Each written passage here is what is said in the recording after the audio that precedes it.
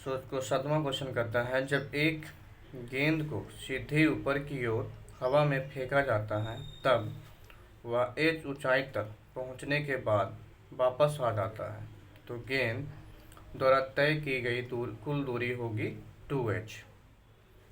मतलब h plus h बराबर ऊपर नीचे जाने में ऊंचाई और नीचे आने में ऊंचाई, तो दोनों जुड़ जाएगा। 8वां है कि जब कोई वस्तु एक निश्चित बिंदु के आगे पीछे चलती है तो इस गति को कहते हैं दोलन गति या कंपन गति। 9वां है कि जब कोई वस्तु एक समान गति से चलती है तब उसके लिए दूरी समय ग्राफ की प्रवृत्ति होगी तो एक सरल रेखा होगी।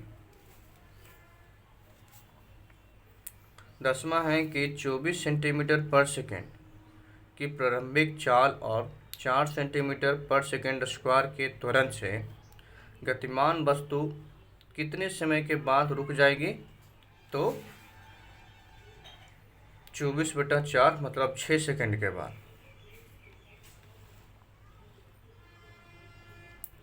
समान त्वरण से गतिमान वस्तु का वेग बढ़ता जाएगा।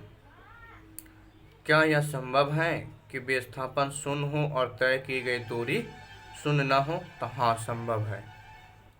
वाहनों की चाल मापने हेतु कौन सा उपकरण वाहन में लगे होते हैं, तो स्पीडोमीटर। निम्नलिखित में से कौन एक सदिश राशि नहीं है, तो द्रव्यमान सदिश राशि नहीं है। कोणीय वेग, संवेग और वेग सदिश राशि है।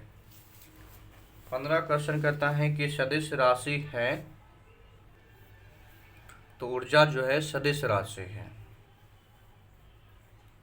संवेग और बल अघूर्ण जिसको टॉर्क बोलते हैं, ये अदिश राशि है। निम्नलिखित में कौन सी राशि सदिश नहीं है, तो आयतन जो है सदिश नहीं है। विस्थापन, बल और वेग जो है सदिश राशि है। निम्नलिखित में से कौन सी राशि सदिश नहीं है, तो आयतन सदिश नहीं है।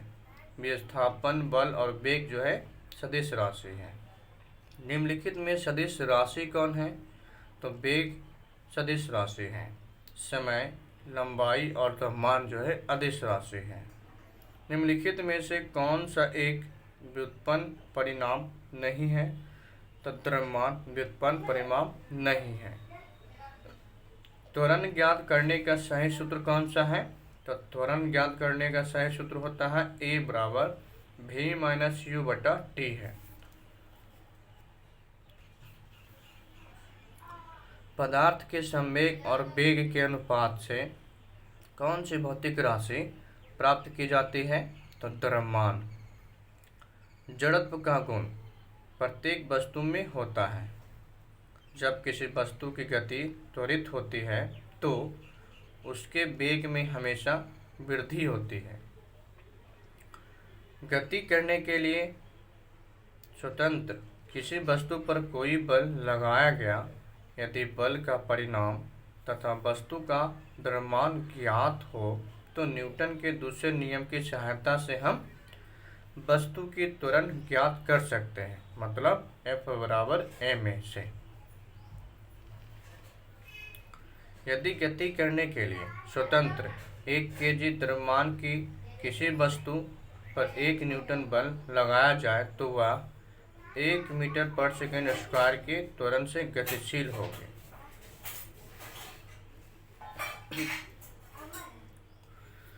26 नंबर, जब किसी वस्तु पर कोई बाह्य बल लगता है तब वह बल के दिशा में त्वरित हो जाती है। इस प्रकार उत्पन्न त्वरण वस्तु पर लगे बल के समानुपाती होता है, मतलब F बराबर ma बराबर बोल सकते हैं F बराबर A। कोई अचर बल 0.6 kg द्रव्यमान के किसी पिंड में 0.08 मीटर पर सेकेंड स्क्वायर का त्वरण उत्पन्न करता है, तो बल का परिणाम है तो F बराबर ma बराबर लगा सकते हैं कि 0.6 × 0.08 बराबर इतना न्यूटन। तो 0.048 न्यूटन होगा। कोई बल 10 ग्राम द्रव्यमान की वस्तु ए में 8 मीटर पर सेकेंड स्क्वायर का त्वरण उत्पन्न करता है और दूसरा बल 20 ग्राम द्रव्यमान की वस्तु बी में 5 मीटर पर सेकेंड स्क्वायर का त्वरण उत्पन्न करता है, तो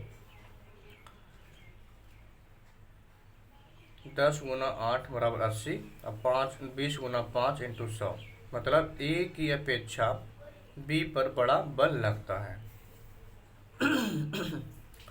किसी एम द्रव्यमान की वस्तु जिसका वेग भी है, तो इसका संवेग होगा, तब P बराबर एम भी P बराबर एम भी।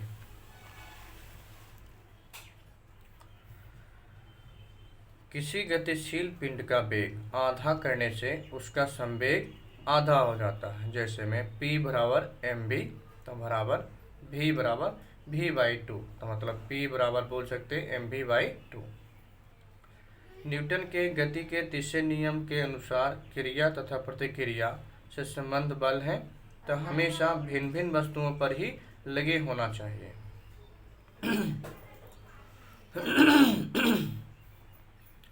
32 कहता है कि किसी बल्लेबाज द्वारा क्रिकेट की गेंद को मारने पर गेंद जमीन पर लुढ़कती है। कुछ दूरी चलने के पश्चात गेंद रुक जाती है। गेंद रुकने के लिए धीमी होती है क्योंकि गेंद पर गति की दिशा के विपरीत एक बल कार्य कर रहा है, वह है घर्षण बल कार्य कर रहा है। किसी वस्तु के जड़त्व की माप होती है वस्तु के द्रव्यमान से। साइकिल, मोटरसाइकिल, कार, रेलगाड़ी में किसका जड़त्व अधिक है, तो रेलगाड़ी का जड़त्व अधिक है। 35 नंबर क्वेश्चन है कि बल को होता है तो परिणाम और दिशा दोनों होता है। बल जो है सदिश राशि है। न्यूटन एसआई मात्रक है, तो बल का एसआई मात्रक न्यूटन होता है। निम्नलिखित में कौन सही है, तो 1 न्यूटन बराबर बोल सकते हैं 1 केजी मीटर पर सेकेंड स्क्वायर होता है। F बराबर ma बराबर, तो 1 न्यूटन 1 केजी मीटर पर सेकेंड स्क्वायर होता है। यदि F परिणाम का बल m द्रव्यमान के वस्तु में a त्वरण उत्पन्न होता है, तो F बराबर ma, तो बोल सकते हैं a बराबर F/m या a बराबर F है, या a बराबर 1/m, तो बोल सकते हैं a बराबर 1/m।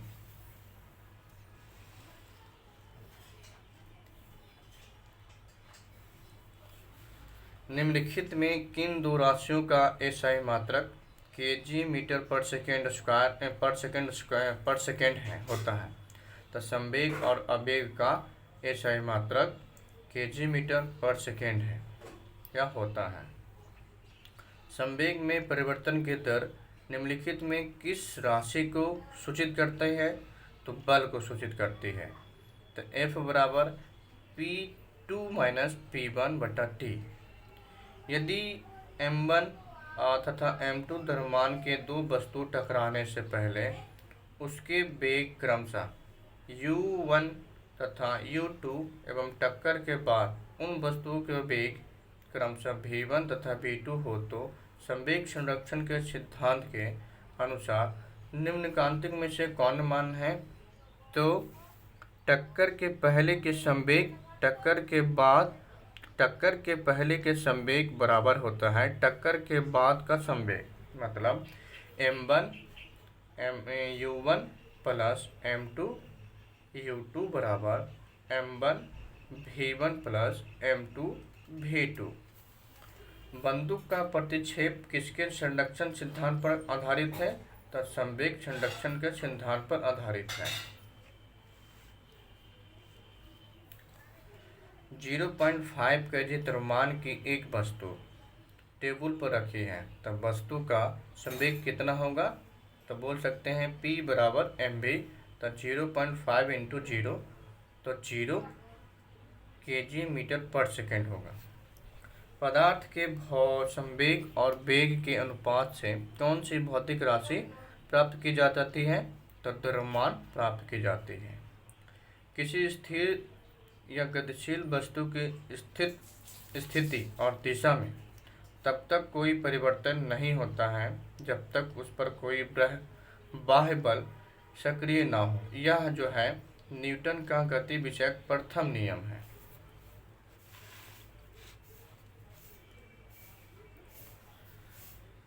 46 कहता है कि किसी असंतुलित बल द्वारा किसी पिंड में उत्पन्न त्वरण क्या होता है, तो बल के अनुक्रमानुपाती होता है। न्यूटन के गति के तीसरे नियम के अनुसार किया गया प्रतिक्रिया से संबंध बल है तो हमेशा भिन्न भिन्न वस्तुओं पर ही लगे होने चाहिए।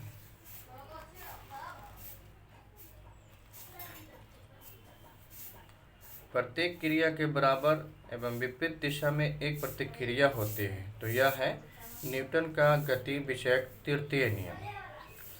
जल में तैरना न्यूटन की गति के किस नियम के कारण संभव है, तो तृतीय नियम पर। कोई पिंड तब तक विरामावस्था में ही बना रहेगा जब तक उस पर कोई बाह्य बल कार्य नहीं करता। यह कथन है किसका है, तो न्यूटन का है। बल की परिभाषा आती है न्यूटन के गति के पहले नियम से और दूसरे नियम से भी आती है। नहीं, पहले नियम से आती है। बल की परिभाषा आती है न्यूटन के गति के पहले नियम से। किसी पिंड के उस गुणधर्म को क्या कहते हैं जिससे वह सीधी रेखा में विराम या एक समान गति की स्थिति में किसी भी परिवर्तन का विरोध करती है, तो वह जड़त्व है। न्यूटन के पहले नियम को भी कहते हैं जड़त्व का नियम। गाड़ी खिसकता हुआ घोड़ा गाड़ी जो है खींचता हुआ घोड़ा किस बल के कारण आगे बढ़ता है, तो पृथ्वी द्वारा घोड़े के पैरों पर आरोपित बल से। कहता है 55 कि चलती हुई बस जब अचानक ब्रेक लगाती है तो उसमें बैठे हुए यात्री आगे की दिशा में गिरती है। इसको किसके द्वारा समझा जा सकता है, तो न्यूटन का प्रथम नियम द्वारा इसको समझाया जा सकता है। रॉकेट किस सिद्धांत पर कार्य करता है, तो न्यूटन का तृतीय नियम पर। अश्व यदि मतलब घोड़ा यदि एकाएक चलना प्रारंभ कर दे तो अश्वारोही के गिरने की आशंका का कारण है, तो विश्राम जड़त्व। क्रिकेट का खिलाड़ी तेजी से आती हुई बॉल को क्यों अपने हाथ को पीछे खींचकर पकड़ता है, तो हो सकता है कि उसे कम बल लगाने की आवश्यकता हो। बल का गुणनफल है द्रव्यमान और त्वरण का, मतलब बोल सकते हैं F बराबर ma। किसी कालीन की सफाई के लिए यदि उसे छड़ी से पीटा जाए तो उसमें कौन सा नियम लागू होता है, तो गति का पहला नियम लागू होता है।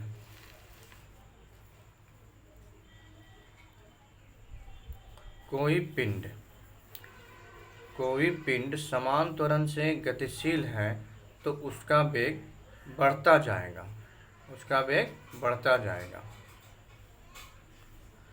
कहता है कि एक ही दिशा में समान वेग से A और B दो पिंड जा रहे हैं तो शून्य होगा। शीशे की एक गोली दीवार से टकराकर नीचे गिर जाती है। एक समान द्रव्यमान के टेनिस के गेंद समान वेग से दीवार से टकराकर वापस हो जाती है, तो सही उत्तर प्राप्त करें। तो शीशे की गोली के संवेग में टेनिस की गेंद से अपेक्षाकृत अधिक परिवर्तन होता है। एक जेट इंजन काम करता है तो रेखीय संवेग संरक्षण के नियम पर। कण के गति के द्रव्यमान की सर्वोत्तम परिभाषा दी जाती है, तो उसके संवेग द्वारा, मतलब P बराबर mv बराबर। 66 है, कहता है बल का ऐसा मात्रक न्यूटन होता है और यह जो है 10 के पावर 5 डाइन के बराबर होता है। तो बोल सकते हैं 1 न्यूटन बराबर 10 के पावर 5 डाइन। जब तोप से दागा गया गोला बीच हवा में विस्फोट करता है तो इसकी कुल गतिज ऊर्जा बढ़ती है।